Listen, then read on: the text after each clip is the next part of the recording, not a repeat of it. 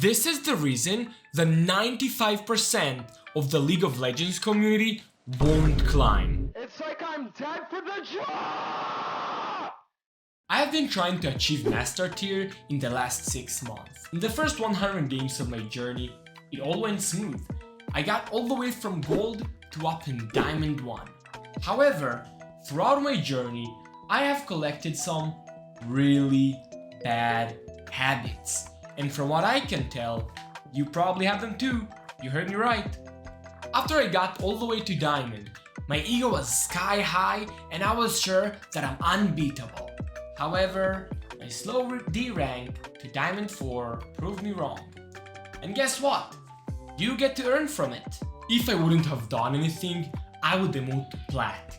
So without further hesitation, I don't remember the line. So without further hesitation, I started spectating my games and I found out I had some demons in my game.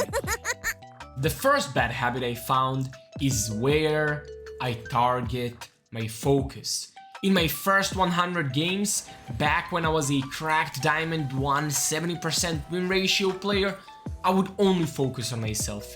If my team made a mistake, I would be the first one to go ahead and type, "Don't worry, we got this." On the other hand, if I would make a mistake, I would go ahead and spectate that game to ensure that I will not repeat the same mistake again. Alright, don't mind that we lost it. I did a couple of mistakes, so there's actually a lot to learn from it. We just spectate the VODs. But in recent VODs, I started flaming my teammates. Isn't that a little bit counterproductive? When I saw my teammate making a bad play, I started pinging the "what the fuck are you doing" ping. But while I was pinging, I didn't notice what was the most optimized play for myself at the time. And guess what happened next? I would fuck up right after. But that's not even the biggest issue. Because if I will go over my own match history, I'm willing to bet that in the last 20 games, I had a game just as bad as theirs. But unlike the game I played with them, I didn't flame myself like I flamed them. And don't get me wrong, flaming yourself is not the solution here. Let's just make that one clear. Isn't that obvious? I don't know, but I wouldn't want to see my viewers flaming themselves tomorrow. We're talking about League of Legends players after all. These guys, they're unpredictable. Trust me. Let's go right into the solution. The solution is focus on ourselves. Me making a bad play, that's a big no-no. My team, on the other hand, I can control them. We make sure to focus on our own gameplay and horrifying mistakes and ensure it won't repeat itself twice. That will increase our LP. Making excuses why my mistakes were justified just won't help. Cause if it would, I would have been the best player in the world by now. When I started implementing that into my gameplay again, I suddenly stopped dying to these level 3 ganks. I realized why they happen and how to deny them. But crucifying the first demon just wasn't enough to get back on track. It was only enough to stop myself from demoting. So I dove deeper into my gameplay. And to my surprise, I was not as tilt-proof as I thought I am. And this is where the second demon appeared. Tilt, tilt, and to top it all off, just a little bit more tilt. I took a closer look upon my match history, and do you know what I found out? The Silver Syndrome. What is that, you might ask? Throughout my climb to Diamond 1, I was playing solely AP Lethal Tempo Varus. But suddenly, after losing a game or two, you would see stuff such as First Strike Varus, Hail of Blades Varus, and Arcane Comet Varus. And even though my KDA didn't look bad, my performance did. And obviously, to top it all off, when I started losing, you would see these huge tilting sprees of me just chain losing because I refused to stop playing. This time, the solution is really easy, but also extremely hard. Taking breaks. And the rules that I set up for myself are as follows. If I just had a really tilting game, 10 minutes break.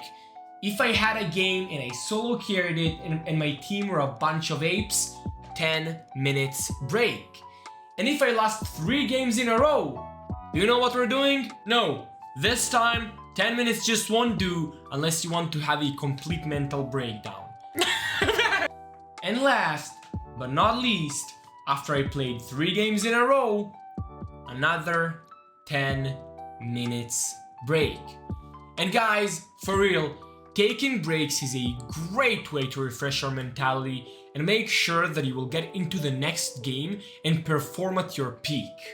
After I stopped tilting and started focusing on myself, the climb was pretty smooth. I had 40 games with 70% win ratio, which means that I'm currently in Diamond 2. But the season is not over yet.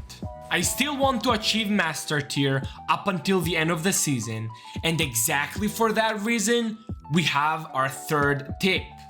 When I started implementing our first two tips, I started spectating my games more often and noticed something pretty great. I'm pretty confident that this will actually allow me to break Diamond and achieve Master Tier, because once again, we still have 10 days left and I refuse to give up. So our third and last tip of the day is understanding your champion's playstyle, but also consider your own. And what do I mean by that? Most players, and probably even you, just go into u.gg, copy and paste the runes, and start a game without fully understanding their own playstyle and how it's supposed to pair up with the runes. Let me show you an example, once again using my own journey. Every time I got into u.gg, it told me to go Hail of Blades, First Strike, or PTA if I want to play Varus mid. But my personal playstyle just paired so well with Lethal Tempo. I don't care about winning my lane, who cares about it? I love fights. Give me fights and I will carry it. Exactly for that reason, I love Lethal Tempo. I can just sit in lane, farm, scale towards the later stages of the game, and the moment you put me in a fight, I will take over. And after giving it a go, I can't go back. In your case, it might be different. It might just be a small keystone that suits your playstyle more.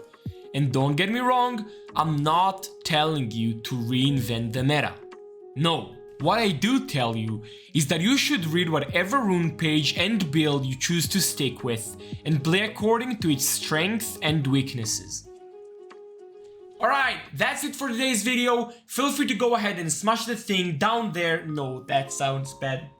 Alright guys, if you liked the video, if you want to get better at League of Legends, or if you want to know how my journey went, feel free to follow the channel. And with all that being said and done, catch you all next time. Peace and I'm out.